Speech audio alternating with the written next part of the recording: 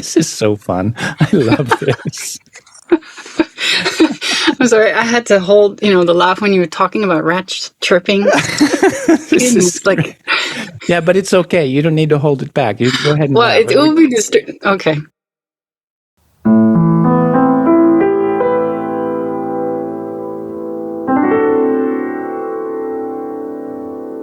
Hello, this is Joseph Scholz, and welcome to the Deep Culture Experience, where we explore the psychology of intercultural understanding. And I am here with podcast team member Sanne Bosma. How are you, Sanne? I'm so well, thank you, Joseph. It's so nice to be back here with you, and I've been looking so much forward to this ever since we first talked about the topic for today's episode. Yes, and that topic is humor across cultures. It was inspired by a conversation the team had at the end of episode 58. I remember that Leah was telling stories about cultural differences in humor, and I will never forget the fish in the bed story. And we will hear a bit more about that, but let's just listen back. Norwegians and Filipinos have a different sense of humor. Me and my Dutch friend thought that pranks would be a good way to tell jokes because we love doing pranks. So me and my Dutch friend, we put an unfried fish, a raw fish, in the bed of our Filipino friend. Just for fun. Did not end well. And oh no! We had to do like a whole making amends, apologizing sort of thing. Yeah. Well, now we definitely have to do an episode about culture and humor. Yeah. And so we did, in fact, decide to do an episode on humor, and here we are. And the first thing that the team talked about was how humor can trip you up across cultures. I can see that at work. So with my Dutch colleagues, I can have a pretty dark sense of humor. For example, there's a cartoon I think is just hilarious. It's a confused man holding a phone, and then there is a recorded voice that says, "You have reached the answering machine of the self-help organization for Alzheimer patients. If you still remember what you wanted to talk about, please leave a message after the beep." Oh man, that is pretty dark. That's good, right? My non-Dutch colleagues actually seem to be shocked by that kind of thing. Well, I have to say, I can see why. So we talked about how it can trip us up across cultures, but other questions came up too, cognitive questions like what makes something funny and what's happening in our brain. And I got interested in the evolutionary perspective. Like, does humor exist in animals and what is its purpose? So in this episode, we will share the cool stuff we've learned. We will hear stories from the podcast team about how they navigate these cultural differences in humor. We'll hear more about Leah's fish in the bed adventure, but we'll also see what happens when you tickle a rat. We'll learn about the connection between humor and predictive processing and why that means humor often doesn't travel that well. And that brings us to part 1. Are you kidding?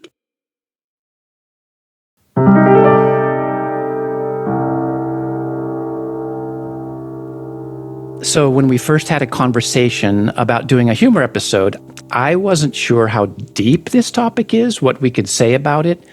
But then right away, you found a ton of research. I know. Leah and I really got into this topic, and she sometimes posts on Instagram about it, and I just kept finding great articles.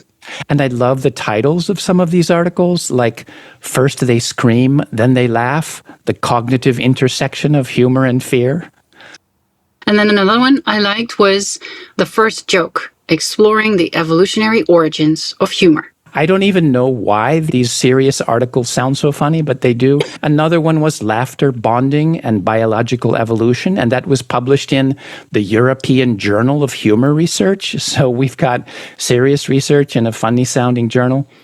And then a systematic review of the brain mechanism of humor processing. And if that doesn't make you want to read an article, nothing will. So what I was thinking was a simple topic absolutely is not. So where do we start? One of the things that really interested me was why humans have humor. For example, is there an evolutionary benefit? So I was fascinated to learn that when you tickle rats, they chirp, like giggling. And that this helps us understand the evolutionary roots of humor. So this was actually discovered by the researcher Jaak Panksepp. He was an Estonian-American neuroscientist who was interested in the biology of emotion. So he conducted famous experiments in which he tickled rats and recorded their vocalizations. I know. Right. So here's a YouTube clip about this from Scientific American. Scientists knew rats loved to be tickled, especially on their backs and bellies. A tickled rat lets out tiny giggles, too high for us to hear. Special microphones captured the squeaks so they could be replayed in a lower register. Belly and back tickles elicited giggles galore. Tail tickles? Not so much. The rats will chase a researcher's hand for more. And even frolic about in a newly described behavior called joy jumps.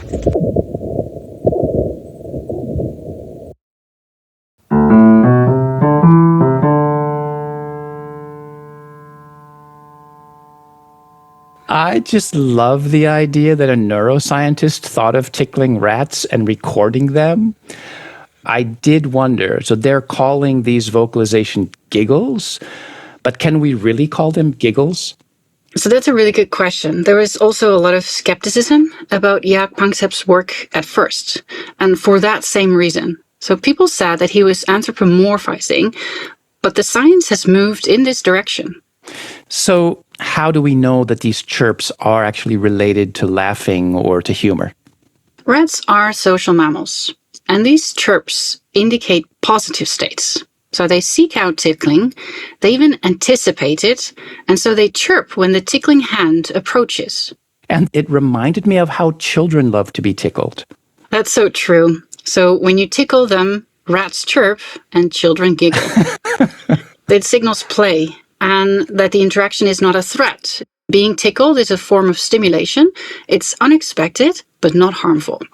And this for me was an amazing idea that the evolutionary roots of laughing are shared with rats.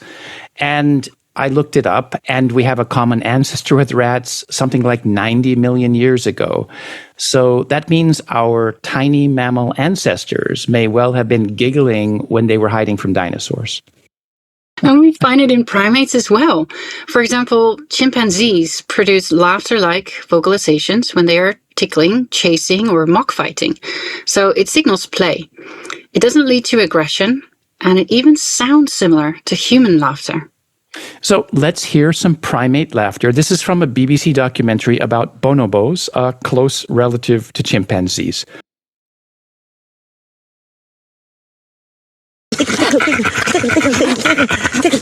See that?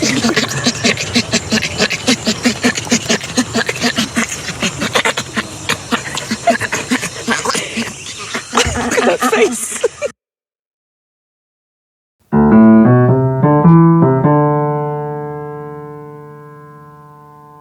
So, what does this tell us about humor in humans? I think the takeaway is that humor is rooted in ancient neural systems for play and bonding. And as we were saying, children like to be tickled, and they also seem to go through stages of liking different kinds of humor. Ishita and I were talking about this, and we discovered that we each learned the same joke as children, even though she grew up in West Bengal in India and I grew up in California. Okay, so you have to share it now. Hey, I'm going to take my spaceship and fly to the sun. You'll burn up. No, I'm going to go at night. Okay, but you have to have one from when you were a child too, right? That's true. Okay. Wat krijg je als je Lord omdraait? Drol. Wat krijg je als je drol omdraait? Vieze handen. So in English, it would be, what do you get when you spell Lord backwards? Drol, which means turd. What do you get when you spell droll backwards? Dirty hands. It's I know. disgusting Good, and right? funny. It's great. Children love it. And it's such a little kid joke. When I was growing up, poop jokes were kind of a major theme, and it would make all of us laugh. So I didn't grow up in a very sophisticated family when it comes to the jokes. But I'm proud of it because I still see, sometimes comedians standing in front of full grown-ups and making these jokes, and then pretty much everyone laughs. So there's something to it. Well, if you grew up in a family that laughs together, then you were bonding, and that's what it's about. That's very true. And it really gives me the feeling that humor and tickling and all of this are natural parts of human development, and that does make it feel like it's rooted in our evolutionary past. And that's not surprising. We are social primates, right? And humor is pro-social. It's a way that people bond with each other. So when you say to your friend, hey, do you remember that time when you put your shirt on backwards at that party? That was hilarious. And then we all laugh about that and we bond. Exactly. And there is an aspect of social inclusion and exclusion. We talk about inside humor, or we say that you are in on a joke. And of course, humor can be used against someone when we say the joke's on you or that someone is the butt of a joke that marks you as an outsider. And there's even an element of social competition with humor. People say things like, she's the life of the party. And if you don't laugh at something that everyone thinks is funny, well, then you are a party pooper. And there's also theorizing that says that humor is closely related to creativity and intelligence, that being funny marks you as smart, which, of course, can help you with reproductive success. So let's regroup a bit. Rats chirp with pleasure. Chimpanzees and children giggle when you tickle them. And those things relate to play, to bonding, and to safe stimulation. And humor is also pro-social. It can boost your prestige. It may signal intelligence or creativity. And it marks you as an in-group. This all makes sense to me. But it still leaves us with a much harder question. What makes something funny? And that brings us to part 2. That's hilarious.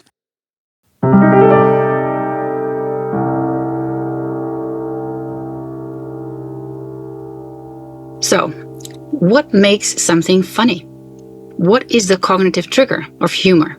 Let's start with what comedians say, because they spend a lot of time figuring out what makes something funny. So here are some quotes. Steve Martin says, comedy is a distortion of what is happening. And that is similar to something Jerry Seinfeld says. A joke is funny when a line of logic is going one way and then it doesn't. And so here's a joke that demonstrates this idea. This is by Mel Brooks. Tragedy is when I cut my finger. Comedy is when you fall down a manhole and die. That's funny. Is that dark enough for you? I love it. Yeah. Keep it coming. So tragedy is when I cut my finger. Is the logic taking you in one direction? And then the switch comes. Comedy is when you fall down a manhole and die. And this switch in direction, this distortion that comedians are talking about, it agrees completely with what cognitive science tells us. Our brains process information about our environment by anticipating what comes next. And in the case of humor, our mind sees one pattern, and then there's a mismatch or a violation of expectations. And this juxtaposition is basically experienced by our nervous system as play. So this actually takes us back to rat chirps and chimpanzee giggles. Tickling is an unexpected but harmless stimulation that signals bonding and play. And I like the idea that humor in humans is like verbal tickling. The cognitive mismatch of a joke is the unexpected but harmless stimulation. So let's dig a bit more into what's happening at the cognitive level, and we'll use an example from a joke by an American comedian, Mitch Hedberg. And he talks about escalators, you know, the things that take you up to the next level in the shopping mall. So let's listen to what he says, and then we'll analyze why it's funny. I like an escalator, man, because an escalator can never break. It can only become stairs. All right. There would never be an escalator temporarily out of order sign. Only an escalator temporarily stairs. Sorry for the convenience.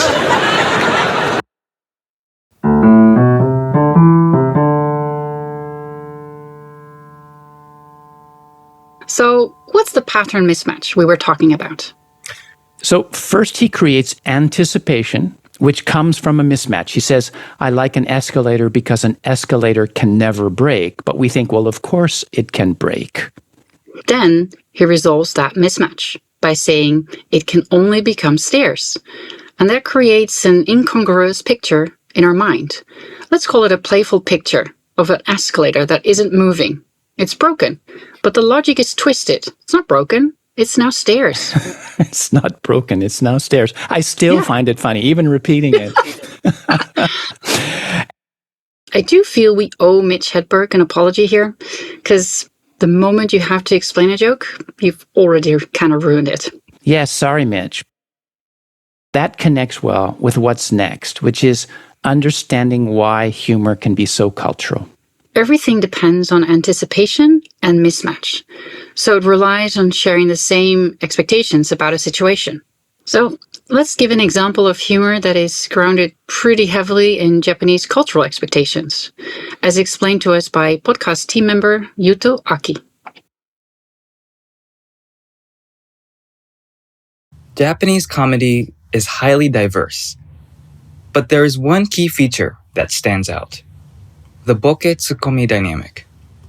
In fact, it's a central feature of manzai, a two-person comedy routine. I love this type of humor, but it can be hard to explain. Boke and tsukomi refers to the roles that the comedians play. The term boke literally means blurry or out of focus, and by extension, airheaded or senile. The boke is the idiot or the clueless one who says things that are off the wall. The word tsukomu means to make a sharp comeback. So the boke will say something that's bizarre, and the tsukomi reacts and puts the boke in their place. Here's an example by a popular comedy duo, Sandwich Man. 電話しとこうかな、電話。ピッピッピッピッ。ピンポーン。来たよ、来たよ、お前。ガチャ。お待たせしました。あ、遅えよ、お前。1時間の1時間この野郎、お前。すいません、ちょっと迷っちゃって。迷って道一本じゃねえか、お前。いや、行くかどうかで迷ったの。そこ迷うなよ。バカじゃねえか、お前。I could listen to this 100 times, and I would still find it funny. But let me explain. Here's the setting. Date, the tsukomi, ordered pizza, and it's been an hour, but he hasn't got it yet. Tomizawa, the boke, plays the delivery guy who finally arrives at his door. Date opens the door. Tomizawa goes, "Omatase shimashita. Hi, here's your pizza." Date goes, "Osei baka yaro. 1時間だ1時間よ. Hey, you're late. I've been waiting for an hour." Tomizawa goes, "Suimasen, chotto mayotchatte. Oh, sorry, I got lost on the way." Date says, "Mayotte omae. Michi ippon janai ka omae. What you mean you got lost? It's literally one straight road." Tomizawa goes, "Yeah, iku ka douka de mayotchatte. No, I got lost as to whether I should go deliver your pizza or not." Date says, "Yeah, soko mayou na yo. Don't get lost there." Of course, this kind of humor easily gets lost in translation. What's funny is the interaction, the timing, the social expectations being broken. And that feels very Japanese to me. But I think parts of manzai are universal. For example, the idiot or the clown reacting to the indignities of everyday life. And there's wordplay. Tomizawa says he quote-unquote got lost. Mayou means to lose one's way, but mayou can also mean to be uncertain about what to do. And it's absurd that a pizza delivery person tells you they got lost about whether to make the delivery. And I just love this stuff.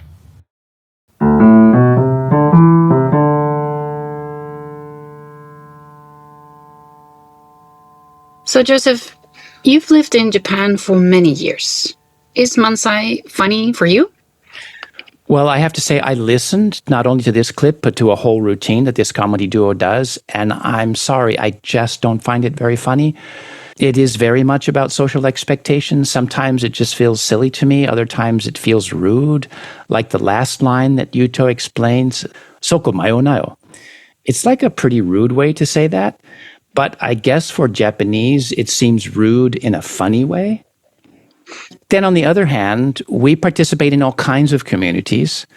So that also means that humor can connect us beyond cultural boundaries. And that's something that podcast team member Albert Mangami has some thoughts about.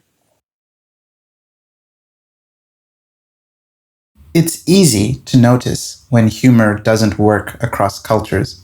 But lately, I've noticed how much humor does travel, especially because of digital third spaces where people from completely different backgrounds interact, share, and laugh together. Just this morning, I was watching a video by Daniel Ekpe, Aquaman, a Nigerian comedian. In the skit, he's dramatically crying because his roommate cleaned out a pot that still had his afang soup in it. Now, I'm not Nigerian. I'm not Igbo. I've never even had afang soup. I don't share that cultural background at all. But the feeling, instantly relatable. The experience of someone eating your leftovers, that pain is global. And over 1 million people found it funny. I think humor sits on a spectrum. You have deeply embedded humor, like satire, that requires insider knowledge and group membership.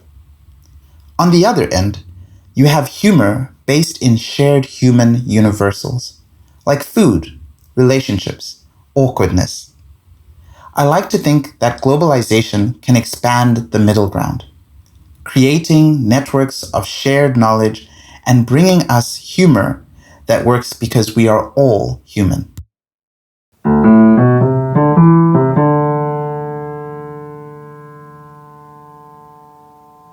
I instantly related to Daniel Ekpe's skit. When I am eating, I always save the best bite for last. So just the thought of someone else taking that, instant pain. So I just thought it was so funny. And it's true that humor doesn't rely necessarily on shared culture as it does on shared experience. And so I was also thinking about my husband, who loves very much when comedians talk about immigrating to another country. There are just so many moments he immediately recognizes from his own experience immigrating to the Netherlands. But then again, this leads to something tricky because there can be a mismatch between cultural expectations about humor, like American humor versus British humor. Once I was in London visiting my friend's cousin. We're at the dinner table. I was trying to make polite conversation, and I said, "So, how do you like living in London?" And he said, "It's the worst fucking place in the whole world." He was taking the piss. Exactly. He's taking the piss, which is a kind of sarcasm that Americans just aren't good at. I had no idea what to say. And you are both so-called native English speakers. But as we know, language and culture are not the same thing. And that is something that podcast team member Vanessa Eisenberg discovered. Let's take a listen. British humour can be quite sarcastic or mocking, and the closer you are to someone, the more mean jokes can get. I grew up in Singapore in an international environment that was culturally quite British, so this kind of interaction was fairly common. A failed attempt at humour taught me that it's easy to mistake language ability for a shared cultural understanding. I had met someone who was visiting Singapore from South America.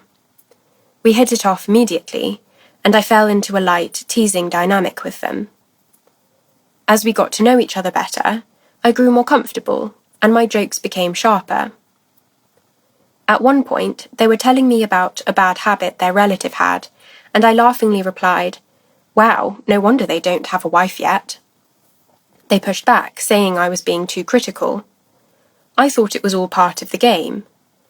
Later, however, I understood that they were genuinely hurt. This created distance between us. I found it deeply upsetting. I'd had no intention to hurt them at all. Now I realised there was a huge miscommunication. I had projected my own cultural framework onto this person, expecting them to understand that my mockery was a sign of intended intimacy. It slowly dawned on me that they were taking my comments literally. I was mortified to think that my actions were perceived so negatively. And even worse, I had unintentionally hurt a friend.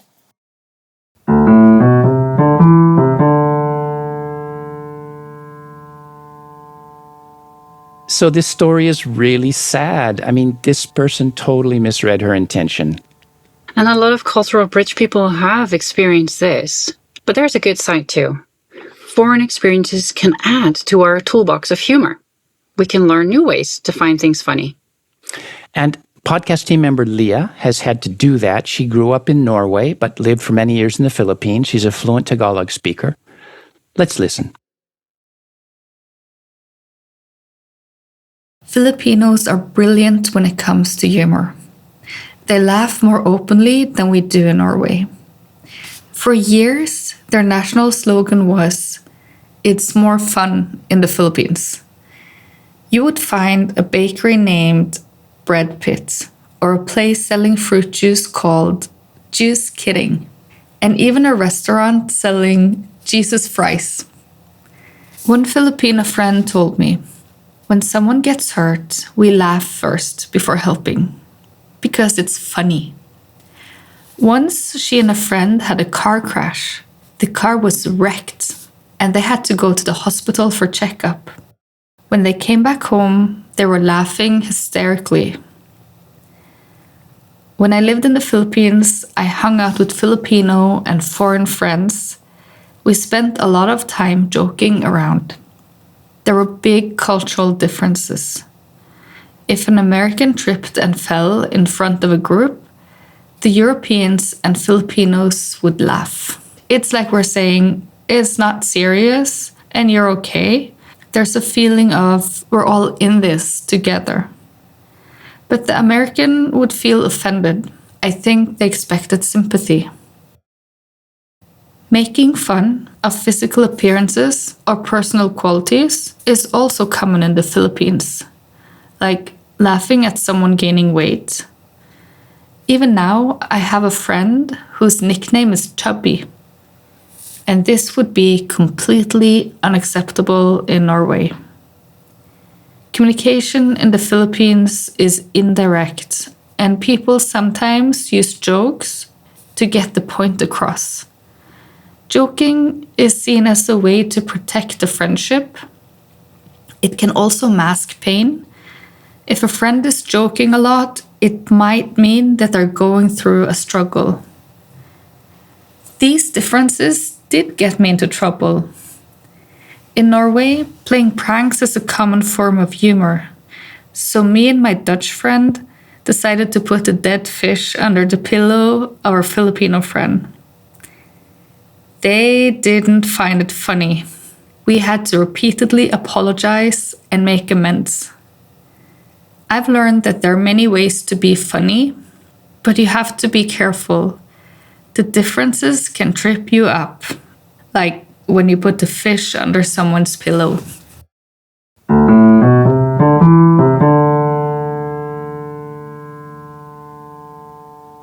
The first thing that strikes me is just how different humor can be, like laughing when someone falls down, laughing about people's appearance. Many Americans would find it hard to see those things as funny. And then Leah thought that putting a raw fish in someone's bed would be funny. I mean, it's funny to hear about it now, but That's for sure. can't imagine that I would actually think it would be funny to do. Oh no, just the smell, just the thought of it. But I'm also curious about the idea that humor is really important in the Philippines, that a society can put a high value on humor. And that brings us to part 3, That's Not Funny.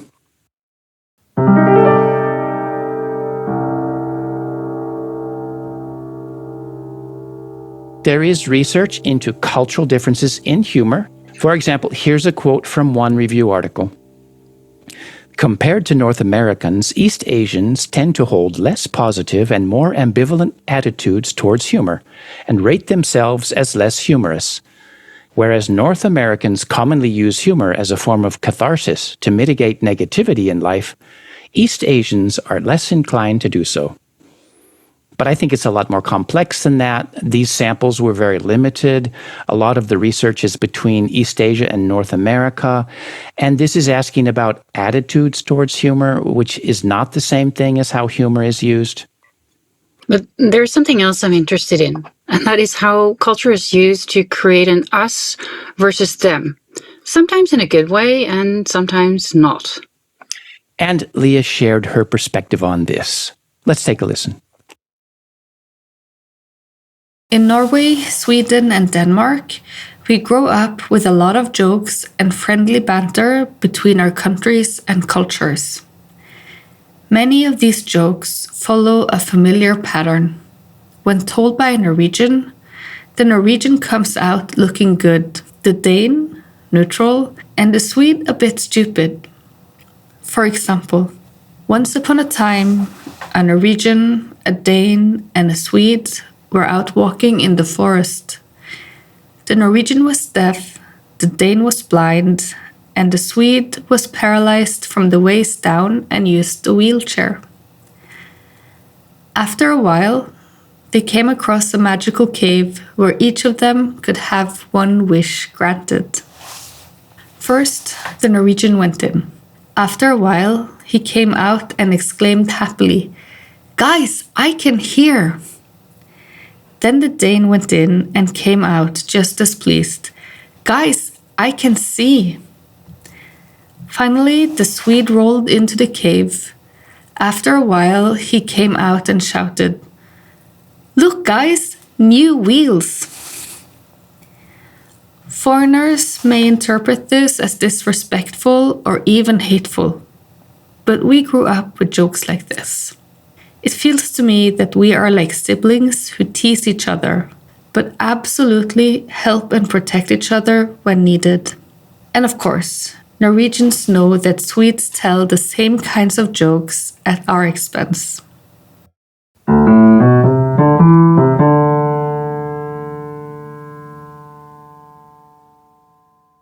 I just love how Leah compares this to siblings teasing each other.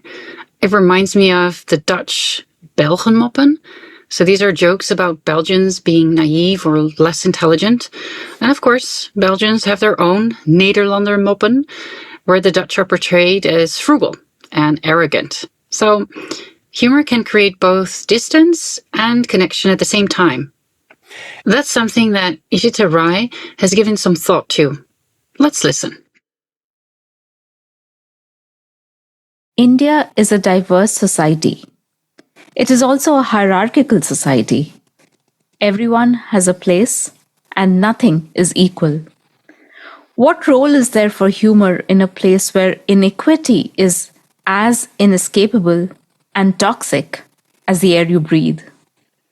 First, humor is a social glue. You bond by playing with stereotypes. A Bengali stand-up comedian, Anirban Dasgupta, opened one of his acts with the following line.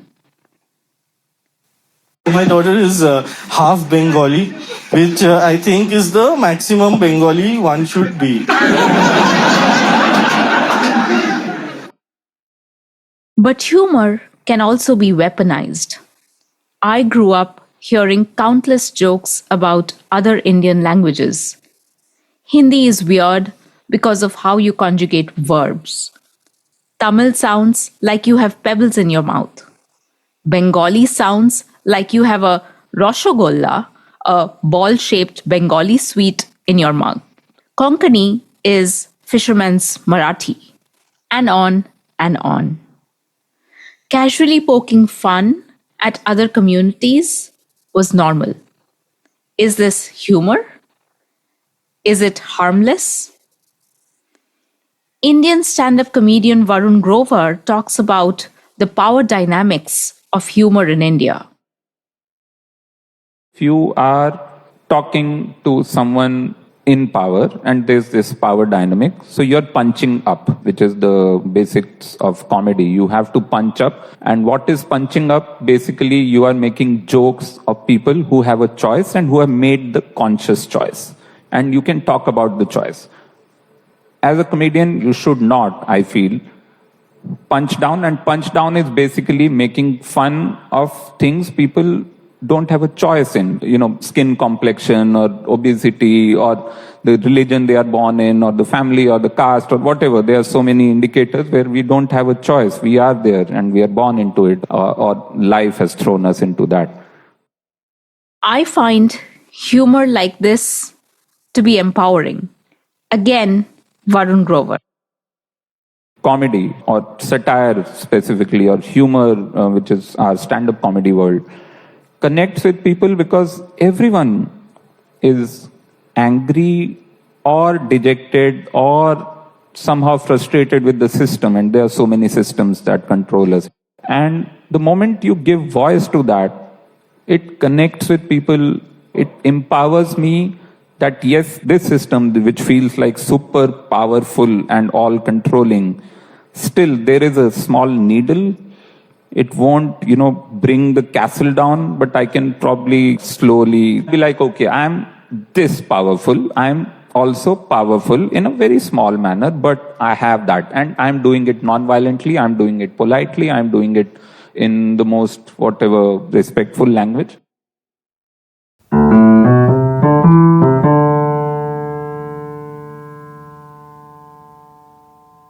This is powerful stuff. Humor can be entertaining, but it's not just entertainment. It's powerful because it resonates with deep parts of our humanity. We use it to bond, but also to exclude. So let's come back to humor across cultures. What have we learned from all of this? So one reason that humor may not travel well is that it violates expectations, but in a safe way. For example, the social mismatch in the clip that Yuto played just doesn't resonate with me. Plus, what counts as safe depends a lot on culture. Like dark humor in the Netherlands that feels like too much to an American. And then there are many types of humor and many different kinds of mismatches that they play on. So where does this leave us? This topic was definitely deeper than I expected, but it was a lot of fun. And I really loved learning about your dark sense of humor. I like the rat giggles. And of course, best of all was to hear all the stories from our wonderful podcast team members. And unfortunately, that's all the fun and games we have time for today. So let's share some of our sources. In addition to the articles we mentioned in part 1, you can find the rat giggle video on YouTube. Look for Eavesdrop on Ultrasonic Rat Giggles, and that was published by Scientific American. The BBC clip is also on YouTube. It's from Making a Chimp Laugh from the program Animals in Love. We refer to the work of Jaak Panksepp. His seminal article is Laughing Rats and the Evolutionary Antecedents of Human Joy, together with Jeff Bergdorf in Psychology and Behavior. We also learned a lot from Laughter, Play Faces, and Mimicry in Animals, Evolution and Social Functions by Marina Davila Ross and Elisabetta Palagi in Philosophical Transactions. Finally, the clip from the Indian writer and comedian Varun Grover is from YouTube. Search for Ignition 2025 Varun Grover. The Deep Culture Experience podcast is sponsored by the Japan Intercultural Institute, an NPO dedicated to intercultural education and research. I'm the director of JII. Are you looking for a community that shares your interest in learning deep cultural lessons? Well, check out JII's Deep Culture Approach Masterclass series. Just do a web search for the Japan Intercultural Institute. This podcast is completely non-commercial. Help us out by sharing this episode, and you can get in touch at dcpodcast@japanintercultural.org. Thanks to Vanessa Eisenberg, Isi Terai, Leah Torhild Lian-Hurst-Garnes, Yuto Aki, and Albert Mangami for sharing your stories. And of course, Emre Seven, Harshini Madarasinge, sound engineer Robinson Fritz, JII's administrator Ikomi Fritz, and everyone at JII. Thanks so much to you and Leah for coming up with the idea for this episode. I loved working on it together. I really enjoyed exploring this topic with you and Leah, and I hope it brought a smile to some faces. I learned a lot about why humor can connect so deeply and why sometimes it simply doesn't land in the same way. Indeed.